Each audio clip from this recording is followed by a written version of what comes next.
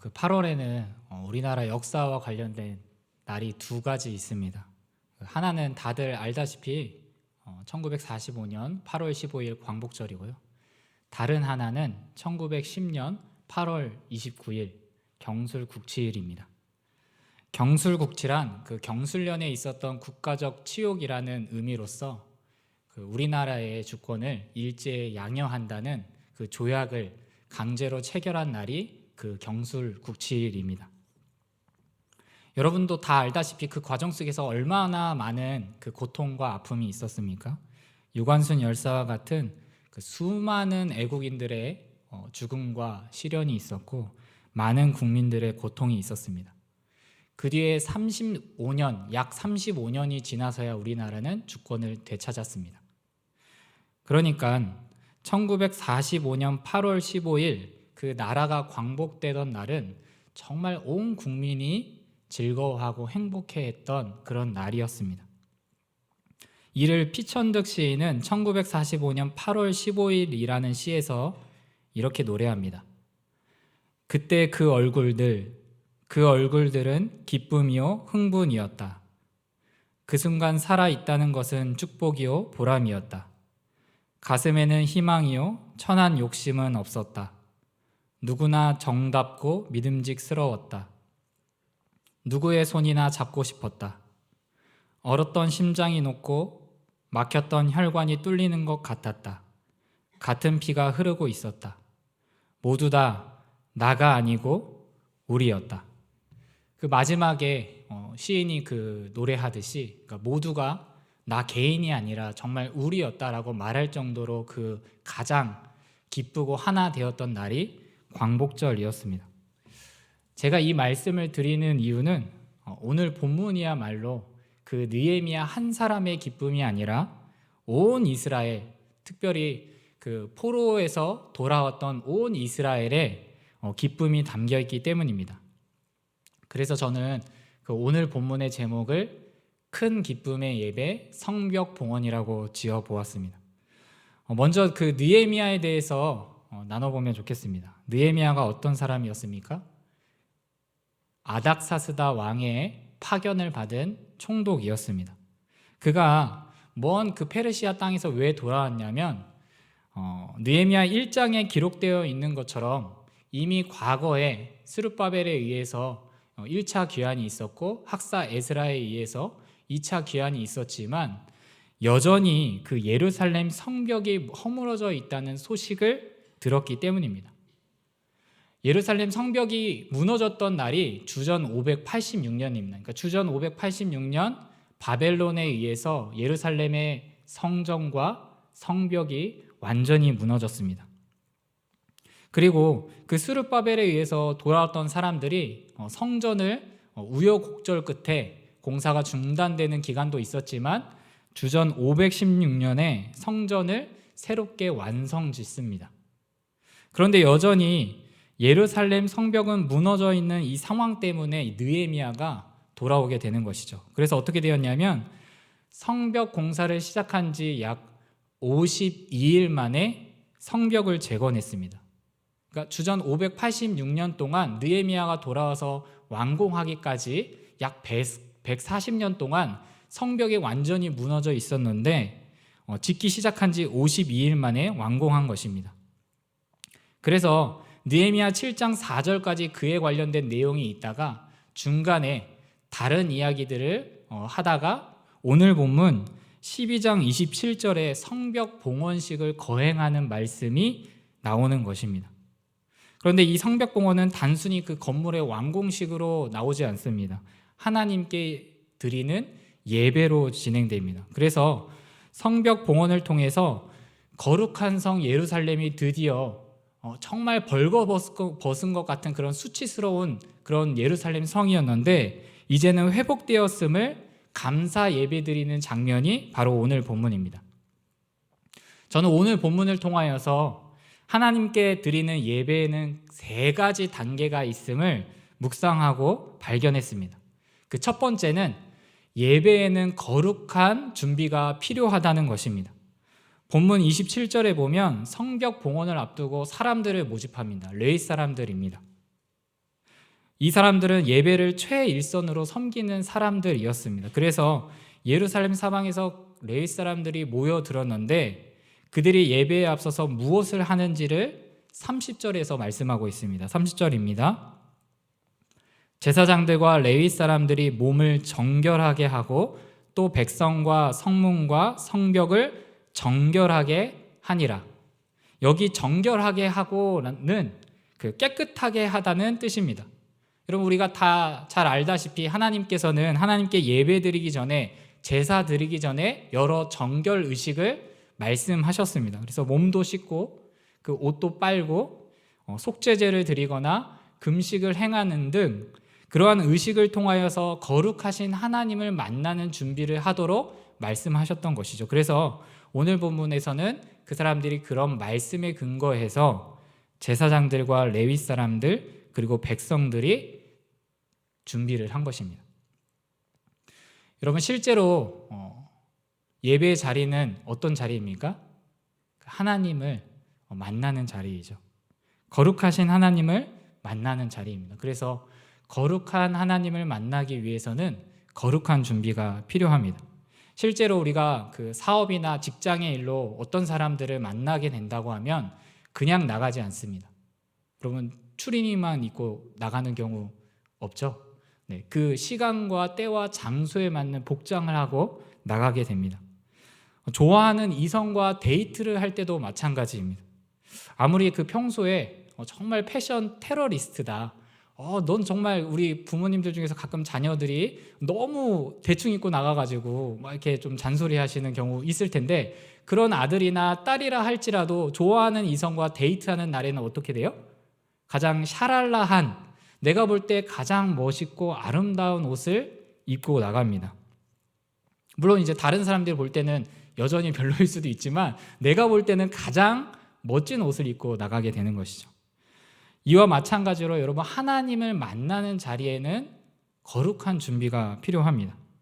실제로 야곱의 경우를 한번 생각해 보면 좋겠습니다. 그가 그 외삼촌 라반을 떠나서 약속의 땅으로 돌아와 가지고 하나님께서 베델에서 제사를 드리라고 명령하셨을 때 야곱이 가족들에게 무엇이라고 말하냐면 창세기 35장 2절 3절에 야곱이 이에 자기 집안 사람과 자기와 함께한 모든 자에게 이르되 너희 중에 있는 이방 신상들을 버리고 자신을 정결하게 하고 너희들의 의복을 바꾸어 입으라. 우리가 일어나 베들로 올라가자. 내 환난 날에 내게 응답하시며 내가 가는 길에서 나와 함께 하신 하나님께 내가 거기서 제단을 쌓으려 하노라 하매. 그러니까 야곱이 무엇을 알았던 것입니까? 그 하나님을 예배하는 자리에는 무엇이 필요하다는 걸 알았죠? 거룩한 준비가 필요하다는 것을 알았던 것입니다. 그래서 너희들에게 갖고 있는 그런 이방 문화들, 이방 신상들, 그것들을 다 버리고 자신을 깨끗하게 하고, 그냥 목욕제게 하는 게 아니라 그러한 절차를 통하여서 마음을 새롭게 하고 깨끗하게 함으로써 하나님께 거룩하게 나가서 예배드려야 한다는 것을 말했던 것이죠.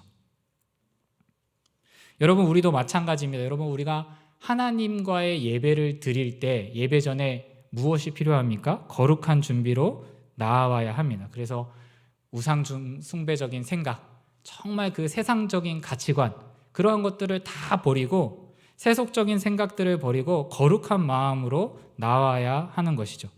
그렇게 나와왔을 때 이 예배의 자리가 하나님을 만나는 특별한 자리가 된다는 것을 믿으시는 우리 성도님들이 되시기를 바랍니다. 이것이 예배의 첫 번째 단계라면요, 그러니까 예배를 드리기 전에 있는 단계라면 이제 예배를 드리면서 경험하는 두 번째 단계가 있습니다. 무엇이냐면 둘째, 예배에는 진정한 감사와 기쁨이 있다는 것입니다. 본문 27절을 보십시오. 예루살렘 성벽을 봉헌하게 되니 각처에서 레위 사람들을 찾아 예루살렘으로 데려다가 감사하며 노래하며 재금을 치며 비파와 수금을 타며 즐거이 봉헌식을 행하려 하매. 여기 감사가 등장합니다. 왜 레위 사람들을 찾았습니까? 예배드리기에 앞서서 이 사람들을 모아서 예배를 잘 드리면서도 감사하기 위해서 찾았다고 말씀합니다. 또한 본문 31절에는 이렇게 나옵니다. 내가 유다의 방백들을 성벽 위에 오르게 하고 또 감사 찬송하는 자의 큰 무리를 둘로 나누어 성벽 위로 대오를 지어 가게 하였는데 한 무리는 오른쪽으로 분문을 향하여 가게 하니, 여기에 지금 느헤미야가 뭘 하고 있냐면 그 성벽 위를 걷도록 무리를 나누는 것입니다. 그래서 학사 에스라가 이끄는 한 무리가 이제 성전을 향하여서 동쪽으로 절반이 가고, 자신이 무리를 또 나머지를 이끌어서 서쪽으로 해서 성전으로 이렇게 가가지고 성전 앞에서 이렇게 모이게 되는 그것을 계속 기록하고 있는데, 그 무리를 무엇이라고 표현하느냐? 감사 찬송하는 무리라고 말합니다. 그러니까 오늘날로 비유하면은 찬양대를 의미하는 것입니다. 우리 글로리아 찬양대. 그런데 흥미로운 사실은 이 감사 찬송하는 자라는 단어가, 그 히브리어 단어가 때로는 문맥에 따라서 감사를 의미하고 때로는 찬양대를 의미한다는 것입니다. 그럼 무엇을 말해주는 것일까요? 한 단어가 문맥에 따라서 감사를 의미하고 또 문맥에 따라서 찬양대를 의미합니다. 그러니까 무엇을 말해주는 것이냐면 감사와 찬송은 뗄 수 없는 관계라는 것을 말씀하고 있는 것입니다.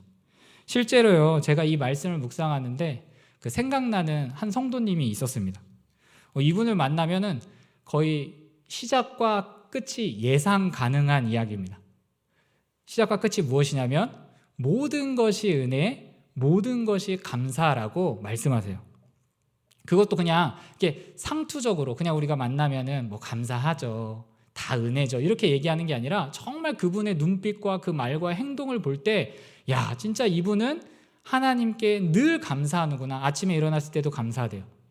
또 가족에 여러 일들이 있을 때 그 꼭 좋은 일이 아니어도 감사하대요.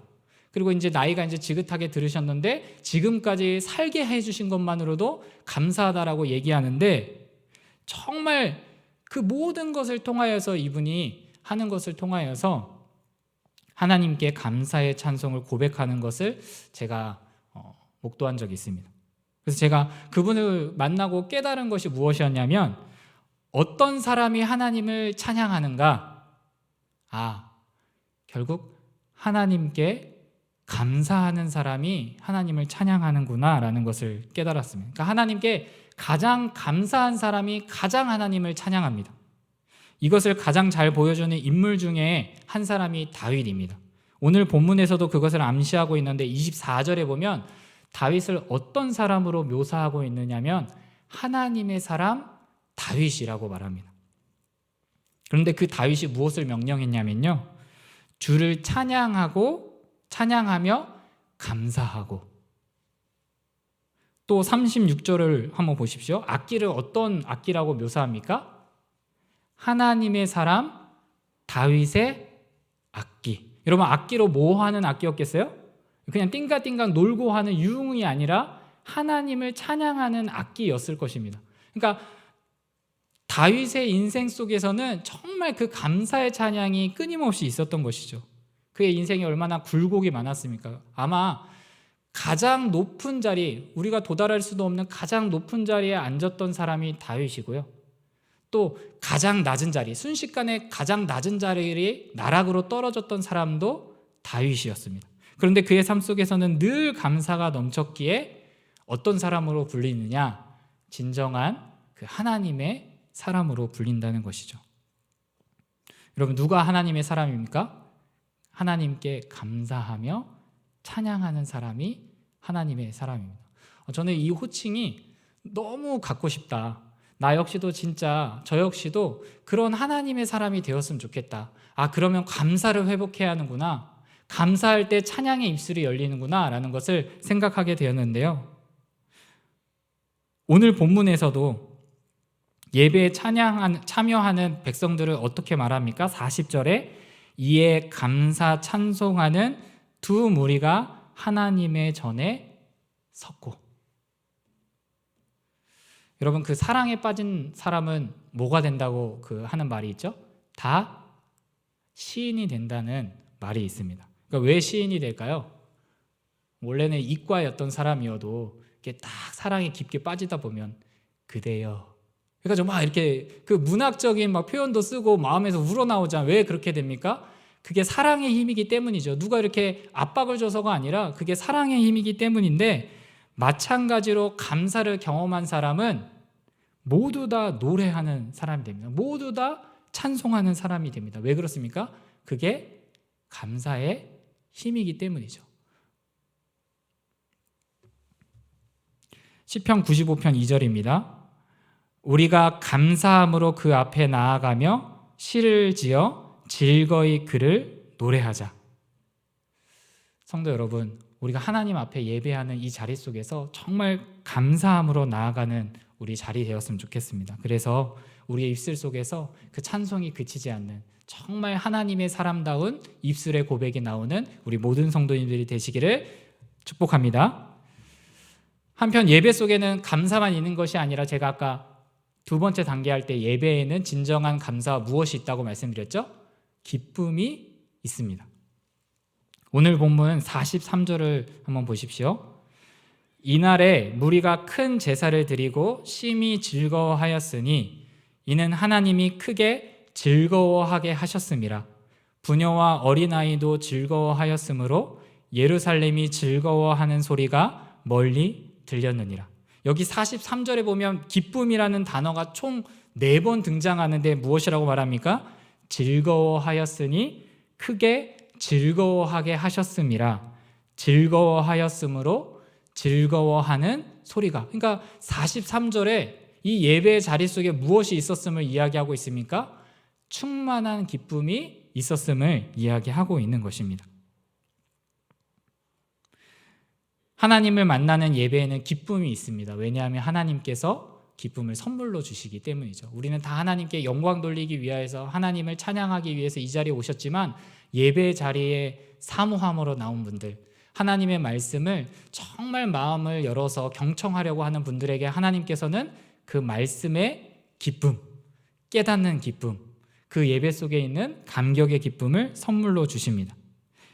이 사실은 이전에 그 성전을 세웠던 사람들도 경험했던 사실인데요, 그 에스라 6장에 보면 성전을 완성했던 백성들도 즐거이 봉헌식을 행했습니다. 그리고 그 이후에 즐거움으로 무교절을 지켰는데, 성경이 무엇이라고 말씀하냐면 에스라 6장 22절에 즐거움으로 이레 동안 무교절을 지켰으니 이는 여호와께서 그들을 즐겁게 하시고.